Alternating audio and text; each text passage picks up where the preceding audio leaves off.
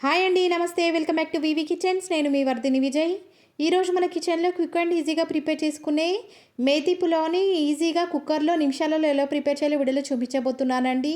మెంతెం కూర ఎక్కువగా దొరికినప్పుడే దాంతో రకరకాలుగా రెసిపీస్ని ప్రిపేర్ చేసుకొని తింటుంటారు కదండి. అలాంటి రెసిపీస్లను ప్రిపేర్ చేసేటప్పుడు ఈ మేతి పులావ్ని కూడా కంపల్సరీగా ప్రిపేర్ చేసుకొని తినండి.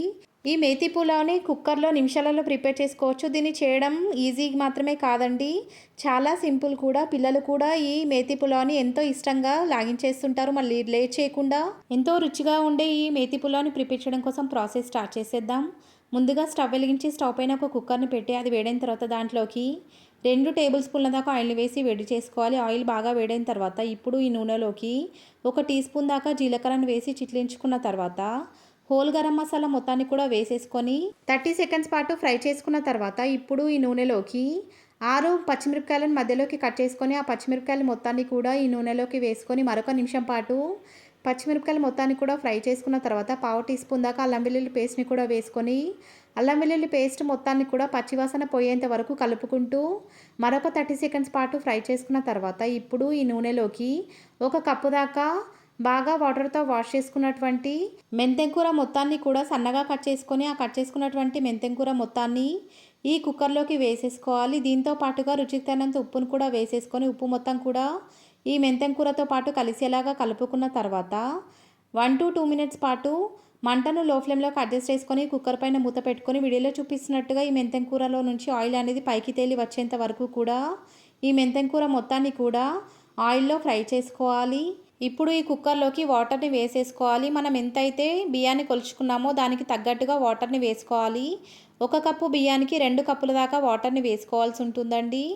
నేనైతే ఈ మేతి పులావ్ని ప్రిపేర్ చేయడం కోసం 2 కప్పులతో బియ్యాన్ని కొలుచుకున్నాను కాబట్టి 4 కప్పుల దాకా వాటర్ని వేసి వాటర్ మొత్తాన్ని కూడా బాయిలింగ్ అయ్యేంత వరకు కూడా మరిగించుకుంటున్నాను. వాటర్ మొత్తం కూడా వీడియోలో చూపిస్తున్నట్టుగా బాగా మరిగిపోయిన తర్వాత ఇప్పుడు ఈ కుక్కర్లోకి అరగంట పాటు నానబెట్టుకున్నటువంటి రైస్లో నుంచి వాటర్ మొత్తాన్ని కూడా తీసేసుకొని కేవలం ఈ రైస్ మొత్తాన్ని ఈ కుక్కర్లోకి వేసేసుకున్న తర్వాత ఈ బియ్యం మొత్తం కూడా వాటర్తో పాటు కలిసేలాగా ఒకసారి అడుగు నుంచి కలిపేసుకొని ఈ కుక్కర్ మూత టైట్గా క్లోజ్ చేసేసుకొని 2 విజిల్స్ వచ్చేంత వరకు కూడా మంటను హై ఫ్లేమ్లోకి అడ్జస్ట్ చేసుకొని ఈ మేతి పులావ్ మొత్తాన్ని కూడా ఉడికించుకోవాలి. 2 విజిల్స్ వచ్చిన తర్వాత స్టవ్ ఆఫ్ చేసేసుకొని ఈ కుక్కర్లో ఉన్నటువంటి ఆవిరి మొత్తం కూడా దానంతటా అదే ఆగిపోయేంత వరకు వెయిట్ చేయాలి. అప్పటి వరకు కుక్కర్ని ఏమాత్రం కదపకూడదు. అలాగే ఆవిరిని కూడా మీరు తీసేయకూడదండి. అప్పటి వరకు ఈ పులావ్ మొత్తం కూడా చాలా బాగా దమ్ అయిపోయి రైస్ మొత్తం కూడా పొడి పొడిగా చాలా బాగా ప్రిపేర్ అవుతుంది. ఆవిరి మొత్తం కూడా వెళ్ళిపోవడానికి 10 to 15 మినిట్స్ వరకు టైం పడుతుంది. ఆ తర్వాత కనుక కుక్కర్ మూతని ఓపెన్ చేసి చూసినట్లయితే వీడియోలో చూపిస్తున్నట్టుగా ఈ మేతి పులావ్ మొత్తం కూడా చాలా బాగా ప్రిపేర్ అయిపోతుంది. ఇలా ప్రిపేర్ అయినటువంటి మేతి పులావ్ని మీకు నచ్చినట్టుగా రైతాతో కానీ లేదా డైరెక్ట్గా కూడా తినేయొచ్చు. ఎలా తిన్నా కూడా ఈ మేతి పులావ్ టేస్ట్ మాత్రం సూపర్గా ఉంటుంది. ఇప్పుడు ఈ మేతి పులావ్ని క్విక్ లంచ్ బాక్స్ రెసిపీగా మన పిల్లలకు లేదా మార్నింగ్ టైంలో హడావిడిగా ఆఫీస్లోకి వెళ్ళే వాళ్ళకి కూడా నిమిషాలలో ప్రిపేర్ చేసి ఇవ్వచ్చు. వాళ్ళు కూడా ఎంతో ఇష్టంగా ఈ మేతి పులావ్ని తినేస్తారు. మరికొన్ని హెల్తీగా ప్రిపేర్ చేసుకునే quick and easy lunch box recipes కూడా మన ఛానల్లో అవైలబుల్గా ఉన్నాయి. మీకు కనుక కావాలనుకుంటే లింక్ డిస్క్రిప్షన్లో ఇస్తాను, మీకు వీలైతే ఒకసారి చెక్ చేసేయండి.